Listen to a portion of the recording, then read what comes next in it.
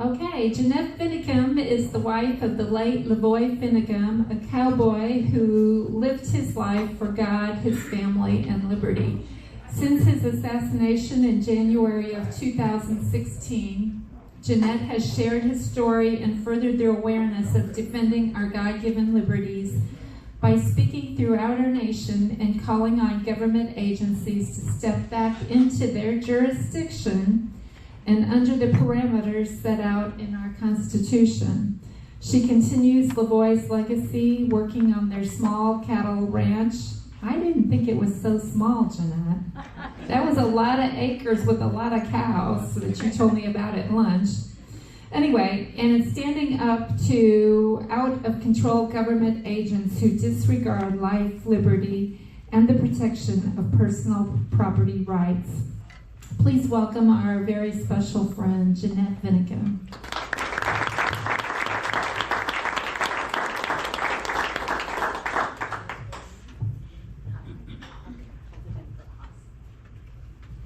Thank you so very much for inviting me.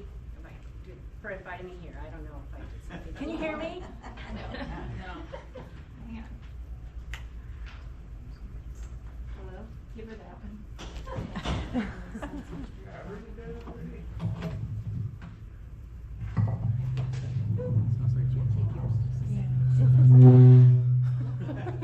We are professionals. We know what we're talking about. Hello? Yeah. Okay, it works. Again, I wanted to say thank you for having me here, and thank you for taking the time to come and hear my story. I'm amazed that the room is filled. It's been almost 9 years, and since COVID, I guess about 6 to 8 months into COVID, I haven't traveled, because the world shut down, right? And so I have stayed home and taken care of my life, which I wasn't doing in the beginning. I'm not left-handed, this is kind of odd, but I gotta run a mouse too, so I don't know what I'm gonna do. You want me to play? No, it's okay, I'll try to, I'll work it, I'll work it out. We got a mic stand. Oh, that would be perfect. That would be lovely. Yeah, like I was saying, I haven't been out traveling and I haven't been speaking for the last 2.5 years. I've been at home taking care of my life and quite frankly, finally going through the grieving process and letting myself heal from everything that I had endured. So thanks for being here and taking the time to come hear me and being interested in my husband and what he stood for. I really appreciate all of you, and I feel the love in this room and from the ladies I've been meeting with for the last day and a half. I'm truly blessed just to even be here and to know each and every one of you. And I'm going to be glad I won't have to hold this button. Thank you, John. Thank you. Well, I thought I'd turn it off so it wouldn't do that. Perfect. And I'm sure it'll work.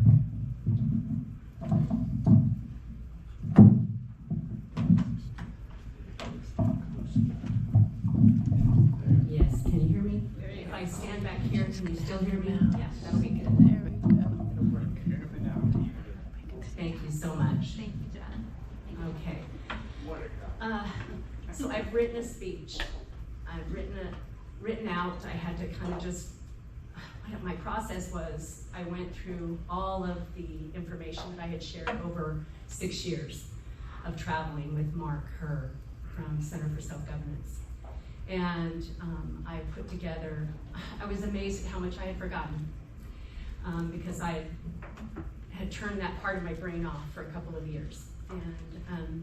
And it is kind of overwhelming because there is so much. And so I had to just kind of write it down and condense it. And so afterwards, if you have any questions, I'm more than happy to elaborate on any of the different subjects, like the size of my ranch to all the other questions that you may have. But first off, okay, my husband, LaVoy Finicum, was murdered by out-of-control agents who were trained and motivated by the manipulated definitions of extremist, white supremacist, and terrorists during an illegal roadblock known as a kill stop, January 26, 2016, a day before his 55th birthday. He had gone to Oregon to stand peacefully for property rights, our federal constitution and our state constitutions. He went there to stand with and for those whom he considered to be his neighbors. And let's see if I can operate this now. Okay. First couple will be in Oregon, Susie and Dwight Hammond, and in Nevada, Carol and Clive and Bundy, for you and for me.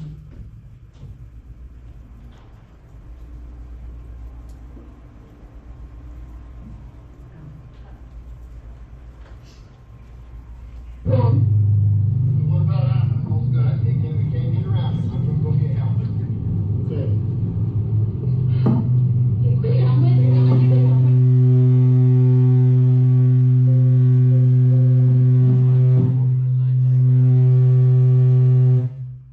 Wow. Okay, hold on. Let's get plugged back in. Go ahead and pray, you guys. We're trying our best. That makes sense.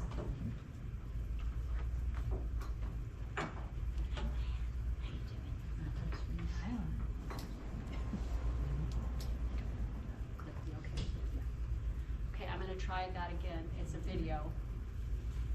It's not a pleasant video.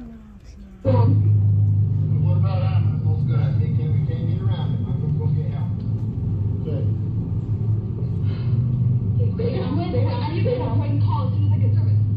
Keep watching the phone so everybody's still.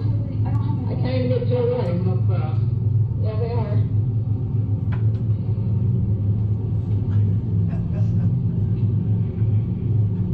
Okay, I don't know about numbers. Well, I got numbers, but I can't call because we have no service. Okay. No, mobile network not available. Do you have numbers for people here in town? Yeah. Okay, we're shooting. Okay, we got it. Okay, we're here. Go ahead, shoot me. Thank you. Stay down, stay down, stay down. Stay down. Stay down. Are they shooting him? Did they shoot him? You asshole. Oh my God! Okay. Stay down. Is he dead? Stop it out. I am dead! Stop it. Are you hit? No, hold on, don't shoot. Don't do anything. What the hell is LaVoy? Yeah. I can't see you. Shut up. Stay down, Mike. Stay down. Stay down. Oh, shit. Sit down. Did they kill him? I think they did. They're shooting over here on this door. I got hit too. Okay, Oh, hold you still. did? No, it didn't. Hold still, hold still. Where did you get Hold hit? still. I'm not bleeding. Hey, don't shoot Where us. did you get hit, man? Okay. Okay, I'm gonna take, It's okay. I'm taking some. On his way to an Oregon town hall meeting with the sheriff and over 300 people waiting, he was pulled over by Oregon State Police and FBI agents, and he was in compliance when they first shot at him at the first stop. After being fired upon while complying, he decided to leave the so-called traffic stop and seek the safety and protection of the sheriff at the meeting in John Day. And you can hear them talking about that and making that decision collectively. As he came around the sharp corner, he had to swerve into the snowbank in order to avoid their illegal dead man stop and possibly from hitting an officer. A dead man stop is used for fleeing felons. My husband was no felon. He did not even have a speeding ticket. Upon impact, he left his truck alone with his hands in the air. He was surrounded by 30+ highly trained and heavily armed Oregon State and FBI agents. There were snipers in the trees, and with his empty hands in the air, Oregon State Police shot him 3 times in the back. As he bled out in the snow unprovoked, they again opened fire, as you heard, on the remaining passengers in the truck for a few minutes. No warrant, no due process, no trial by a jury. The Oregon State Police were fooled into killing a person who they were told was a domestic terrorist, a national security threat to the United States and to Oregon. My husband would not be dead today had the federal government not weaponized land use policies and its agents. What were they afraid of? Why was he murdered? LaVoy was an articulate, calm, and sincere man while defending his message of liberty during interviews with the press. His calm, truthful message resonated with those who heard him. Their position on property rights in the Constitution was gaining positive traction. I'm gonna have trouble with this. Okay. Senator Wyden, Governor Brown, and all the other officials wanted what they called the virus of freedom to be stopped from spreading. So they asked Director Comey, Attorney General Lynch, Loretta Lynch, for a swift resolution. This weaponized the government and resulted in the murder of my husband and the arrest of many of the men and women who were present at the Malheur Refuge. They used the corporate media outlets, fake news, to control the narrative and demonize those who were peacefully demonstrating. They wanted the American people to believe that they were white racists belonging to a sovereign citizen terrorist group, an extremist group, or bitter religious zealots clinging to their guns and their religion, and they were very successful. Many times we have watched out of control protests. In Baltimore, the mayor said, "Let it burn, give them space to destroy." In Ferguson, the governor waited 48 hours before he offered support. In New York, Mayor de Blasio told the police to stand down and said, quote, give them some time to blow off steam, end quote. The Dakota Access Pipeline protests, months of protesting, destroying property, even setting off a bomb on a bridge. Antifa groups protesting on college campuses against conservative speakers or protesting opposing groups in cities where the police have been asked to stand down, watching the two groups collide, doing nothing, which ended in life lost. George Floyd riots and the burning of Minneapolis. The Antifa, anti-Semitic, pro-Hamas protest at our college campuses across the country today, threatening students with bodily harm, death, and destroying, again, personal property. All of these protests mentioned were not peaceful. They destroyed personal property, harmed others, which resulted in a couple of deaths, yet they were allowed to continue, some for months, most without even any consequences to the rioters. Two systems of justice. That's not what the founders had in mind. None of this behavior went on at Malheur, none. They were peaceful, just wanting their voices to be heard, peacefully exercising their First Amendment rights. And yes, Senator Wyden was right. Their message was spreading. People could resonate with the message of freedom, of liberty, of personal property. And he and Governor Brown wanted this virus, LaVoy's message and voice of liberty, silenced. We have recently watched many of our politically motivated elected officials abuse their power, manipulate their control of law enforcement, and neglect their sacred responsibility to protect individual life, liberty, and property of the American people by refusing to send in that very law enforcement to protect them. We have watched during the COVID crisis these same elected officials abuse one of the just and holy principles underlying the Constitution of the United States, that of our religious liberties. 3 years ago, that same Governor Brown in Oregon allowed politically aligned violent protesters to burn down, loot, destroy businesses and neighborhoods. She allowed their political terrorist operatives to do harm to innocent American citizens, disrupt businesses, transportation, and commerce. Instead of allowing her law enforcement to help regain peace and stability in her city, she ordered them to stand down, allowing the violence to continue. Governor Brown ordered the federal government to abandon the federal building it had been protecting for over 65 days and to leave her state. The irony of this is deafening. 8 years ago, that same Governor Brown was singing a different tune. She called in her cohorts, the press, to whip up the rhetoric, label lynch the peaceful demonstrators at Malheur in order to influence their readers to grab their pitchforks. Then she demanded that the Obama administration's FBI come into her state in full force to end the peaceful protest at the Malheur Wildlife Refuge by any means necessary, end quote. In both instances, Governor Brown was totally politically motivated. She wanted to stop the message of freedom. So she allowed over 400 highly trained FBI and HRT team members with their guns and equipment into her state and to put an end to the First Amendment rights of the peaceful demonstrators at Malheur. Has any elected official or member of the press pointed this out, this travesty of justice? No. Such hypocrisy. Since LaVoy's death, there have been so many others who have been victimized by this weaponized government and the two systems of justice we're experiencing. Justice Kavanaugh, Kyle Rittenhouse, the Covington Catholic boys, Steve Bannon, Rudy Giuliani, the January 6th defendants, Trump, oh my gosh, Trump, parents at school board meetings, even a couple of our own lawyers were threatened by the DOJ.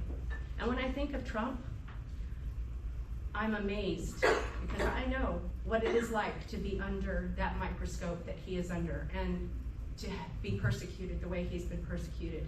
On a much lower level, I don't know how he manages, but he's an amazing, strong man, and I hope and pray he is our next leader of this country. President James Garfield said in 1877, "Now more than ever before, the people are responsible for the character of their Congress. If that body be ignorant, reckless, and corrupt, it is because the people tolerate ignorance, recklessness, and corruption. If it be intelligent, brave, and pure, it is because the people demand these high qualities to represent them in the national legislature. If the next centennial does not find us a great nation, it will be because those who represent the enterprise, the culture, and the morality of the nation do not aid in controlling the political forces," end quote.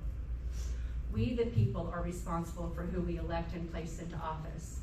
Those experienced patriots who we elect and entrust with this sacred duty need to stand firm in securing our rights in the Constitution, and if not, we are to blame for not insisting so. So, go ahead to the next one. I don't know. Go to this one. Oh, okay, you can play it.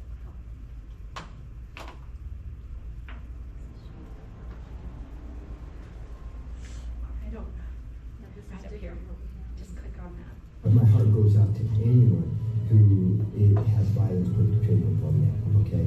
And we welcome any support from any, from any community. Freedom has no color. It's colorblind. It belongs to all, race, color, and creed. I love that interview with my husband. But my heart goes out to anyone. Okay. I love that video. He was being interviewed by Al Jazeera.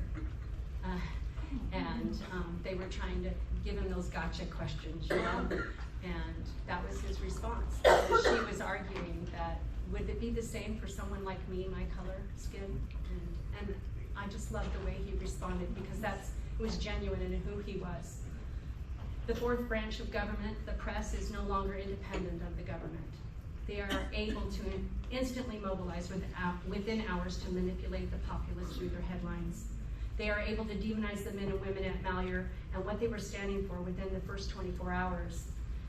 The headlines read, racist, terrorist, anti-government, anarchist, militia, armed standoff, etc. The press, SPLC, and the environmental groups are successfully redefining words, creating lexicons, and smearing conservative groups, i.e. the patriots, constitutionalist, sovereign citizen, Tea Party, rancher, farmer, constitutionalist, Christian, right? All of these are buzzwords now, and they're in the lexicon, and they are deemed domestic terrorist. They want to demonize and delegitimize and control our thought process to ultimately control us. They don't like our country very much, our free society, our flag, our constitution, and they are using their platform to divide and destroy us all. The freedom of the press is a cherished right, and we want to believe in a free and unbiased press, but today's media has lost all credibility and the confidence of the American people who see them as politically motivated fake news. Here, this picture just shows just different shots of me and LaVoy, our wedding picture. And I thought maybe I would just share a personal story of how we met. Yeah. We had both been married before, and so we were at a singles dance in St. George, Utah. And I was out on the floor doing line dances. Back then that was popular. I don't know if it still is, but you didn't need a partner for that, right? You could just go out there and have a really good time, and I really enjoyed that. And all of a sudden this good-looking cowboy walked in, and he walked along the side of the gym and then in front and sat up on the stage and just watched all of us dance. And I went, oh, I want to meet that guy. After the line dancing ended, one of the organizers got together and had us all get in a great big circle. And so we all stood in a circle, and then they put a young man next to each one of us girls, and they played the music, and as they rang the bell, the gentleman had to rotate his partner all the way around until the music stopped. Well, they put LaVoy right in front of me, next to the girl in front of me, and I went, oh my gosh, that song's not going to be long enough to get around to me. That's just not okay. I was just like, oh, that's just not going to work. But sure enough, God had something else in mind for me and LaVoy, because when the song ended, he was standing right next to me. And I think he felt bad because we didn't get to dance, but he was standing right next to me. And so he did ask me to dance the next dance, and it was a slow dance, and we talked a little bit. And after that, I got brave and asked him to dance. And he said, oh no, because it was like a fast dance. And he says, I can't do that. I have no rhythm. And I said, oh, come on, don't be so chicken. And he says, no, really, I have no rhythm. And I said, oh man. And he goes, if you can tell me how many children I have, I'll dance this next dance with you. I'm going, oh my gosh, I don't even know his name. How am I going to guess how many children he has? And again, I think God had something else in mind, because the number 6 popped into my mind, and I said, 6 kids. And he said, oh, you're right. And I said, oh my gosh, you have 6 kids. You know, the women are supposed to be the package deal, right? We're supposed to be the one with all the kids, but he had 6. And so we went ahead and danced that dance, and he did not have any rhythm. He had none. It was like, you know, It was just funny. We laughed through the whole thing. I didn't see him for the rest of the night, and I thought, oh, I probably scared him off or something. And we were cleaning up the gym and putting away the chairs, and he came up to me and said, could you drive me to my truck? I got a flat tire. And I'm going, right, sure you did. Right, you have a flat tire. But sure enough, he had a flat tire, and I drove him to his truck. And a couple weeks later, he called me and asked me out, and we were married a couple weeks after that. And all 6 of his kids and my 3 kids. And we had 1 child together, and we did therapeutic foster care for 25 years, and we adopted 2 of the boys, so we have 12 children. That's just a little story. I also wanted to share more about LaVoy, so I'm going to share a couple journal entries from his journals. And he wrote since the age of 12. It's been something that I've been copying for all of my children, and it's amazing when I read his 12-year-old journals how mature and grown up and thoughtful and kind he was, even as a young boy. Amazing. Because I wasn't. April 8th, 2012. This is Easter Sunday. It's been a wonderful weekend. We rounded up Dad's cows and branded. All of my family and a lot of extended family were here. It was very rewarding to ride with my dad, Guy, my daughters, Tian and Catrielle, nieces and nephews. My daughters are carrying their weight. They are becoming good riders and have good judgment working livestock. My heart is filled with joy and gratitude as I watch them run their horses through the brush and trees cutting cows.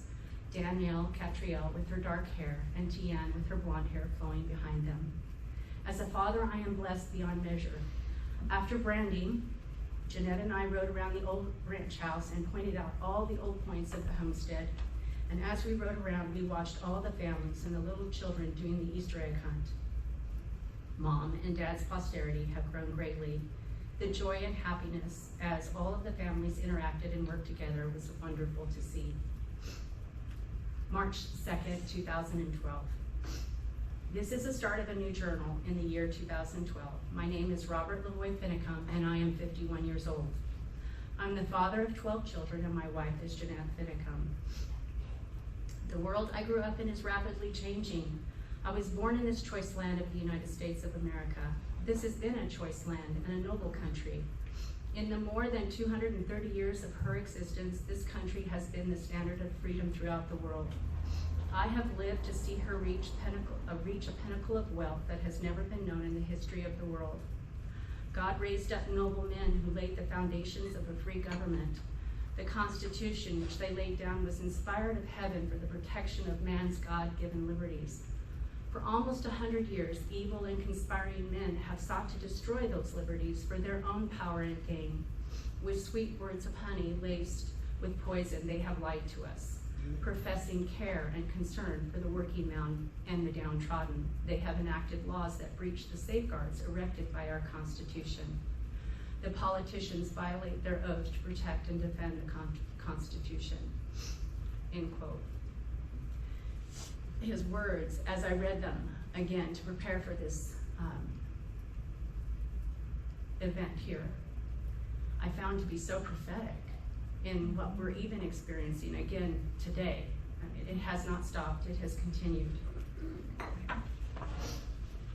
LaVoy and I have 12 children and 44 grandchildren. In December will be the 44th. LaVoy loved his God, his family, and his life.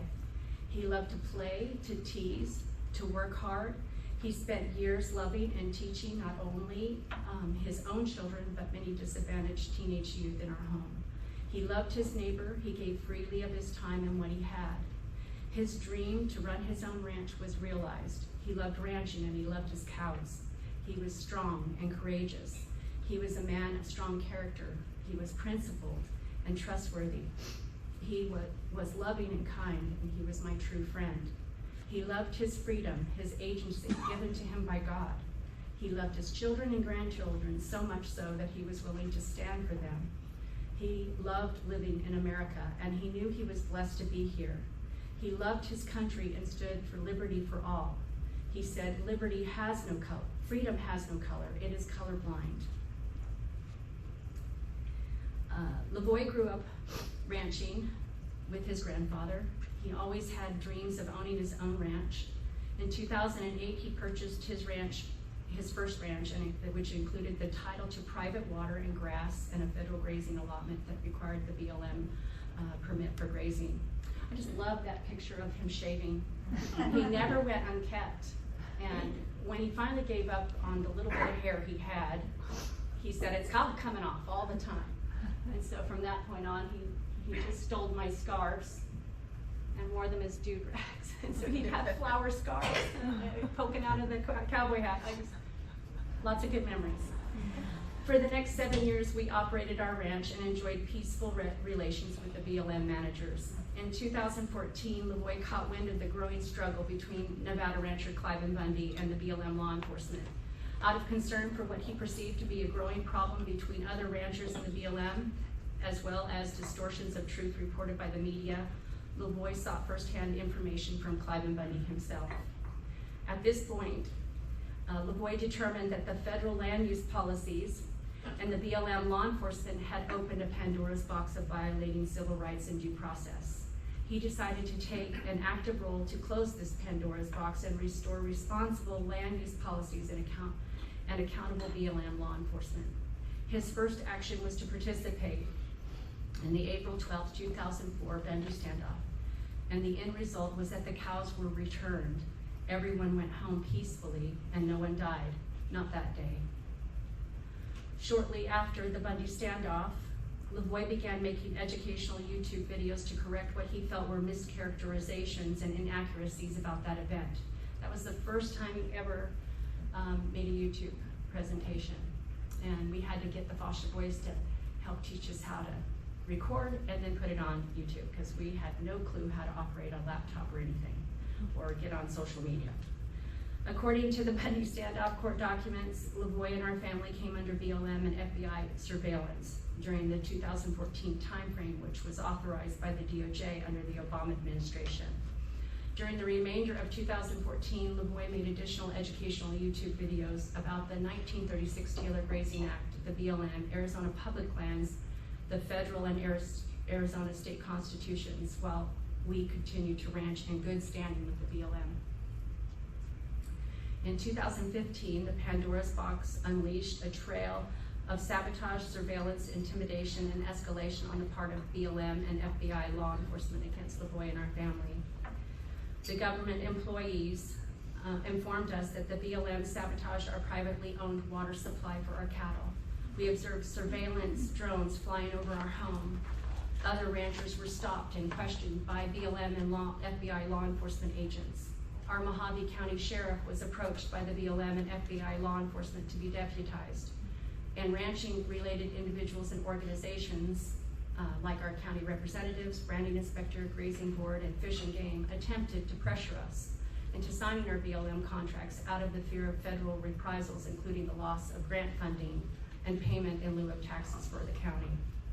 We later discovered in the Bundy standoff court documents that the FBI entered into our home while we were out ranching and bugged our house. To LaVoy, this was bullying, plain and simple, and although he was in good standing and completely paid up with his BLM grazing fees, even after his death, he could not stand for what he perceived to be bullying. He perceived the BLM and the FBI bullying the Bundys in 2014. He perceived the BLM bullying the widow and Arizona rancher Mary Bullocks in killing her cattle from a helicopter. He perceived the BLM and FBI bullying Utah Dr. James Redd and his family over a half-inch Indian bead. Ultimately, Dr. Redd committed suicide over this. BLM Special Agent in charge, Dan Love, who oversaw the Utah raid that killed Utah raid, had a kill book that listed Dr. Redd's suicide as some sort of trophy. And LaVoy perceived that the BLM and FBI and the DOJ bullying Oregon ranchers, Dwight and Stephen Hammond, into serving an excessive prison sentence. Over this very matter, LaVoy went to Oregon in 2016 to stand for and protest on the behalf of the Hammonds. For this stand, an attempt to close this Pandora's box of violating civil rights and due process, he was killed on January 26, 2016 by a politically weaponized law enforcement. As for my part, his stand continues through our family's efforts to preserve his ranching dream for his posterity, to ensure that LaVoy has a voice, his own voice, in the defense of our U.S. and Arizona state constitutions, and to safeguard the civil rights and due process for each and every American. LaVoy did not believe in collapsing America. He protested on behalf of all ranchers, he stood for the rights for all individuals, and he died for a colorblind freedom. Our family will continue to work with our communities through local, state, and federal governing officials to legally and peacefully fix and maintain America together. I'm not quite sure where our pictures are at, but you could try the next slide. Yeah, that's fine, thank you. Below is a list, I'm gonna go through a list of unbelievable actions taken by the Obama administration's FBI in collusion with politically aligned and friendly media to silence and kill their political opposition, who they considered to be at the time LaVoy Finicum. 1. The Obama administration's FBI used a falsified threat assessment to convince the Oregon State Police to murder LaVoy, and without a warrant or a broken state law, the Oregon State Police were manipulated into escalating a dead man's stalk to kill him. 2. The politicized FBI shot at LaVoy with his hands in the air. 3. The untouchable FBI covered their actions, altered the crime scene, and shifted focus of their unbelievable wrongdoings onto LaVoy. 4. They colluded with media to portray LaVoy as a domestic terrorist without due process. 5. They did so because he protested the wrongful imprisonment of the Hammond family and the egregious federal policies that were destroying their business and his. Ironically, the Hammonds were presidentially pardoned by President Trump in 2018. and had their grazing permits restored to them by President Trump in 2019. The very reasons for LaVoy's protest at the Malheur National Wildlife Refuge. And I have to say, as soon as Biden was elected, his administration then took the grazing rights back from the Hammonds. It is completely politically motivated. There is no justice in that. They are still to this day fighting for what they believe is theirs and has been for many, many years. Shouldn't this, where Trump pardoned and gave back the rights, shouldn't that mean that LaVoy was vindicated in his actions for his stand for liberty? The Obama administration's FBI dressed up like militia, coercing and intimidating the residents of Burns, Oregon, and was caught by the fire chief trying to enter into one of their federal buildings, one of their state buildings there. The FBI used a falsified threat assessment to drive the domestic terror narrative and ultimately kill LaVoy. The FBI manipulated the Harney County Sheriff's Department into giving up control, and this is key. In Mojave County, when the FBI went and the BLM law enforcement division went to go see our sheriff in Mojave County, he refused to deputize them or allow them to come and officially act in his county. However, the Harney County Sheriff's Department there in Oregon gave up their control. The FBI manipulated the Oregon State Police into believing LaVoy was a national security threat and prematurely shooting at LaVoy while he was complying with the commands at the first stop. They fired 6 shots at LaVoy and at the vehicle before they killed him, before he got out of his truck. They fired a shot at the first stop, as they were leaving, and as they were arriving at the roadblock. No one brandished a weapon, no one threatened the police. The FBI escalated and instigated the killing of a person they convicted without a warrant or due process by using an illegal kill stop reserved for felons. The FBI sent 2 planes ahead to film the kill stop. The FBI colluded with media to say LaVoy reached for a gun. The FBI told the state police to not wear their body cameras that day. The FBI told the state police not to record the investigation interviews of the FBI agents. Let that sink in. The FBI altered the crime scene.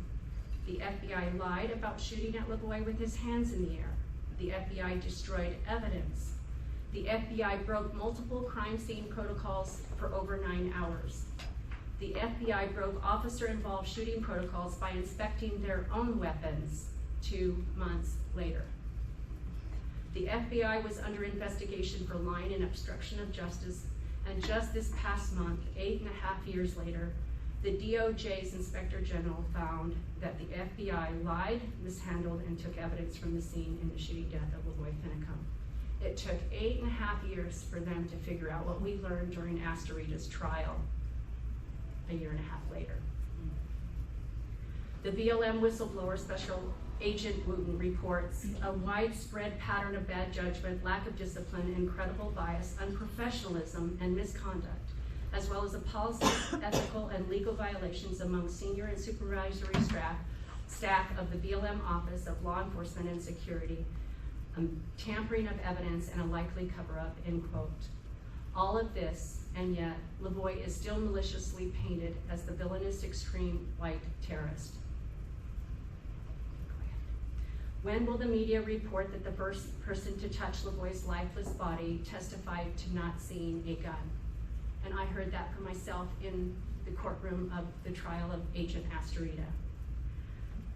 That scene was unsecured for 9 hours, that the FBI agents were seen on video shown in court manipulating the crime scene, walking back and forth from his body to the truck and back again, opening the driver's door, rummaging through things and going back to his body.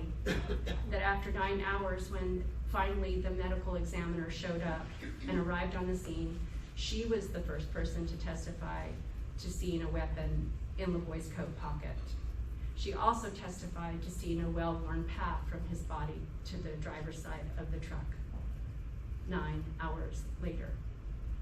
And during those 9 hours, the FBI is seen on video picking up shell casings, and moving things, going back and forth to his body. Like I said, I believe that they went to the truck and found his 9mm in between the blanket on the dash, where he carried it often when we were out ranching, and I believe that they put it in his pocket. And I believe they did so, and when they did so, they ripped that pocket, trying to shove it in there. A 9mm doesn't fit in a little jean jacket that well. He always wore a shoulder holster. He always wore his 6-shooter on his hip in a holster. He didn't just stick a gun in the back of his pants or in a jacket. That's not how he carried his weapons. We always used them on the ranch. It was a commonplace thing. It wasn't uncommon for him to have his gun on the dash as we traveled in the truck. I would like to mention that the Oregon's Federal District Court jury found all the defendants in the first trial not guilty of all charges. It was a miracle. The trial in Nevada was the next trial in Nevada after the Oregon trial was then dismissed with prejudice. The court in Oregon first tried those who they considered were all the leaders. LaVoy was the media spokesperson for the group. And if his right to life, due process, and a fair trial would not have been taken from him, he too would have been in the trial with the first group of leaders.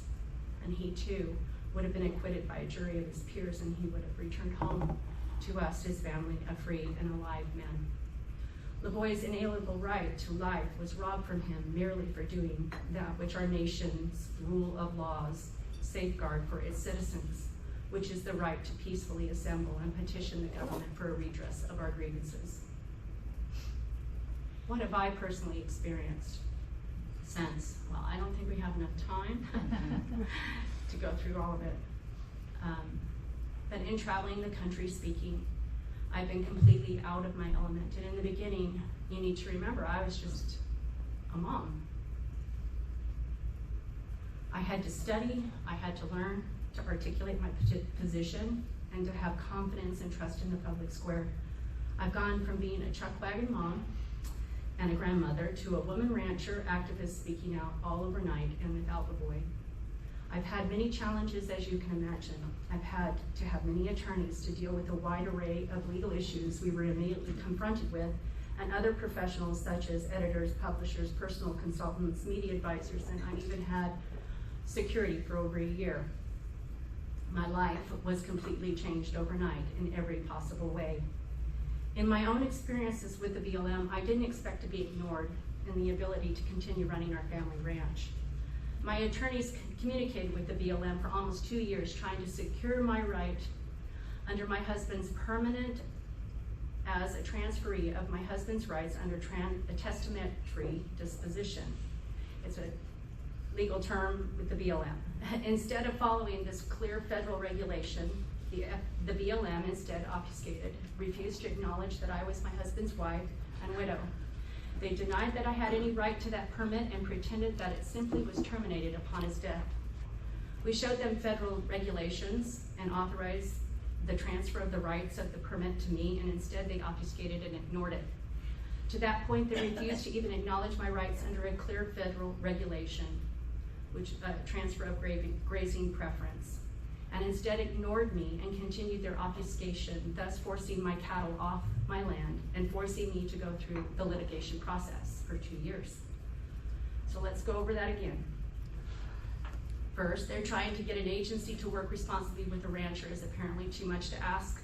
And when and if they denied me my right to operate under my husband's permit, which they would not do officially, I then am required to appeal to that very same agency for a review of their own decision before I'm allowed to then litigate in court. Because then that they would not give me or my attorney the courtesy of an expeditious denial, we were forced to go through what could be seen as a separate but equally slow channel to find remedy, which is through a congressperson's office. And you know how slow that can be. In summary, the effort required for a simple American to exercise their right is so monumental as to make it nearly impossible to earn our rights. To top it off, it's also important to note that if we didn't go through this process, I could have been denied all rights to litigate in the future for not exhausting my administrative remedy, which ironically that administrative remedy is sought from the very same administrators who had been ignoring and disruptive to me in the first place. A total example of the abuse of government on every level. Then finally, after traveling and speaking with whoever would listen to me, they finally asked to meet with us. I was like in shock. After complete radio silence for 2 years, they reached out to us. And ironically, this was only after Trump had been elected and after Trump had appointed a new head of the BLM,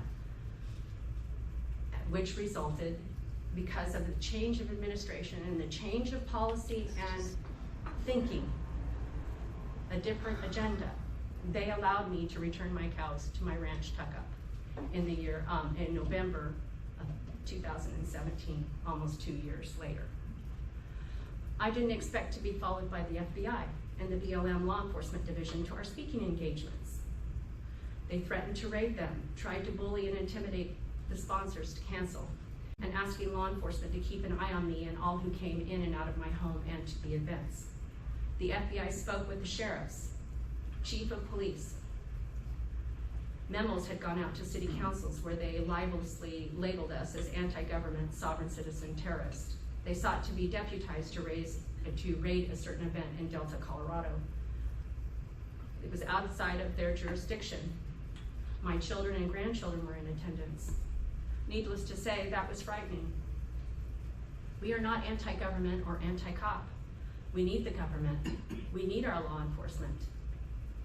I then filed a wrongful death lawsuit and continued through that process. It was dismissed by the district court judge, Michael Mossman, on November 22nd, 2021, saying, and I quote, "It's time to put a fork in this case," end quote. We filed an appeal, and it was not taken up by the Supreme Court.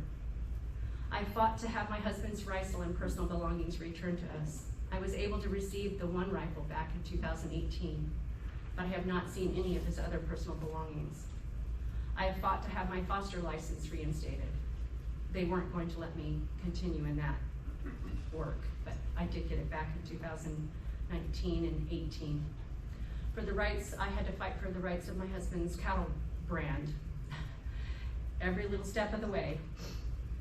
For the rights of my husband's book, I've received threatening hate mail. Our family has dealt with workplace retaliation. Some of my children in different parts of the country received quite a bit of grief. We've had to deal with family and church members' judgments, ridicule, and isolation. This in particular was particularly hard for us to endure. It was really hard when, and I know you probably know this for yourselves, when you feel strongly about something, or in our particular case, when we lose my husband LaVoy, to have family members chastise you and say things to you like, well, what do you expect? He deserved what he got. Oh my gosh. You know, and you just have to go on and not hold it in your heart and just not try to have that anger or that resentment within you, because that just takes all of your power away.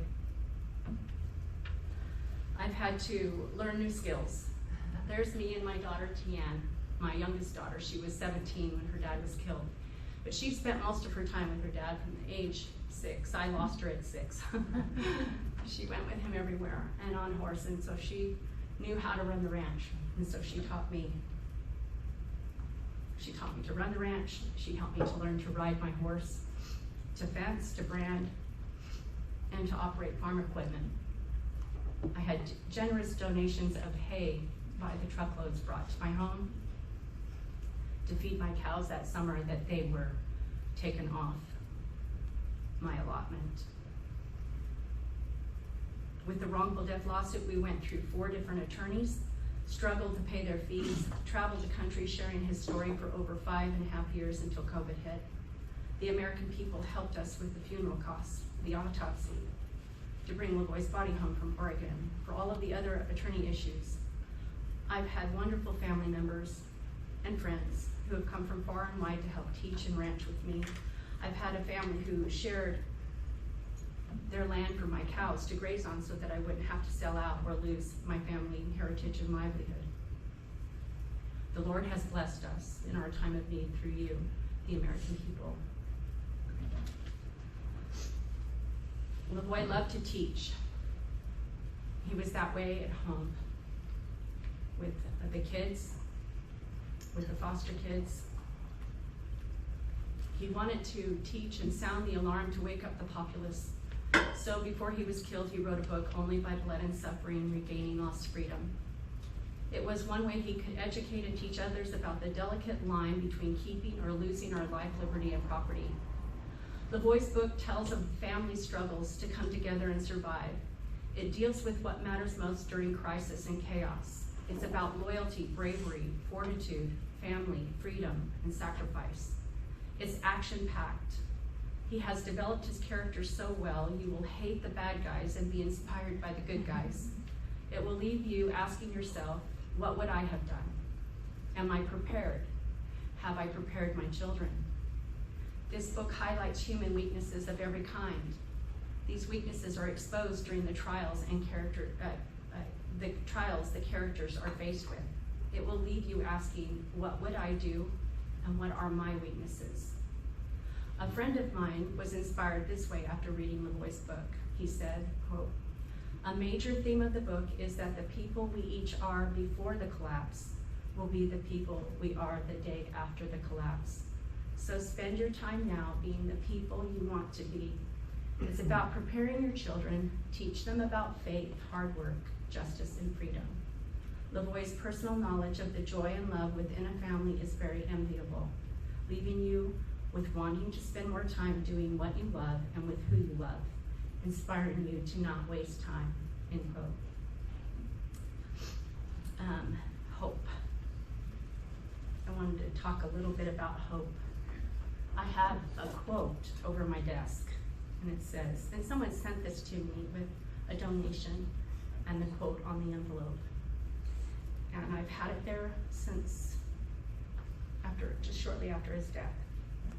It says, "The flame of our hope and the love of Christ outlives all of our enemies," end quote. There has been so much our family has gone through, and even though it has been hard, intimidating, and frightening at times, it has been and continues to be an amazing journey. I have seen God's hand in this journey, guiding so many of us to fight his battle of preserving liberty. These are words of a favorite hymn that comes to my mind. "Though hard to you this journey may appear, grace shall be as your day. Gird up your loins, fresh courage take. God, our God, will never us forsake." President Thomas S. Monson, when we said, quote, "When we qualify ourselves by our worthiness, when we strive with faith, nothing wavering to fulfill the duties appointed to us, when we seek the inspiration of the Almighty in the performance of our responsibilities, we can achieve the miraculous," end quote. As with Esther of old, when her cousin Mordecai asked her, "Who knoweth whether thou art come to a kingdom for such a time as this?" Patriots in this fight, God has brought us all here now in these not so tranquil of times for such a time as this. We are the guardians of this Constitution. God knows us individually. He knows our capabilities, and he can qualify us for this task that he has us to do. Samuel Adams said, "Our country will stand in need of its experienced patriots to prevent its ruin. It does not take a majority to prevail, but rather an irate, tireless minority, keen to set brush fires of freedom in the minds of men," end quote. I would like to think that LaVoy, the patriot that he was, set a few brush fires of freedom and liberty in the hearts and minds of many across this country.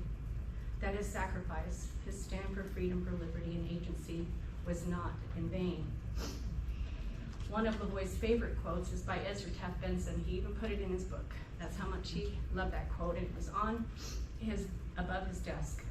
I have some cards on the table over there where he had handwritten this quote and posted above his desk. And you're welcome to take one. They used to be a fundraising thing, and you're welcome to have them. Quote, "The fight for freedom is God's fight. When a man stands for freedom, he stands with God. As long as he stands for freedom, he stands with God. And were he to stand alone, he would still stand with God. I testify that God, the God of heaven, sent some of his choicest spirits to lay the foundation of this government.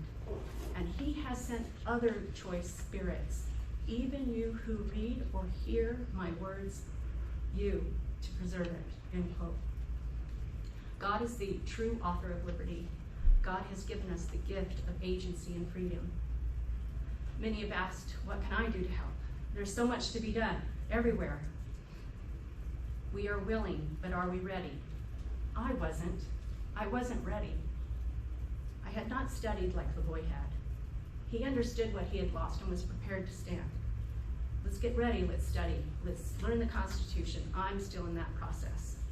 Let's get involved in our communities and our schools. Let our voices be heard for good.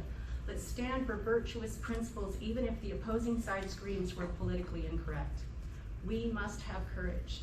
I have felt overwhelmed, inadequate at times, but I remember LaVoy's last words to me as I left him that Sunday. Jeanette, it doesn't matter how it ends, it matters how you stand. Have faith, take courage. God is in charge.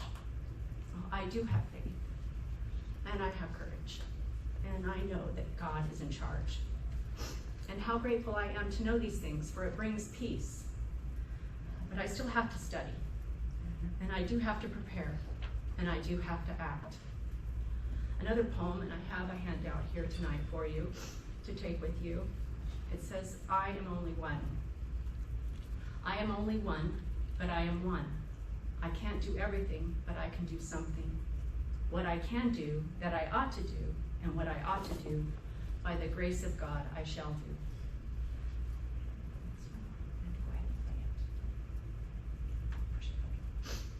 American, stand.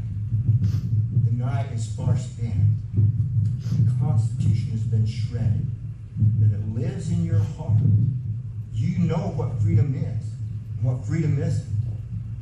Stand, because when you stand, others will stand with you. And God can't stand with you if you don't stand. Once you stand, you can expect the hand of providence to be over you. Don't matter how it ends, it matters how you stand. This is LaVoy Finicum. One cowboy stands for freedom. See you later. Today we must be those experienced patriots standing for God, for our Constitution, for freedom, for truth and righteousness. We must be the ones to stand, and if not us, then who? So gird up your loins, fresh courage take. Our God will never us forsake. Thank you for listening to this presentation.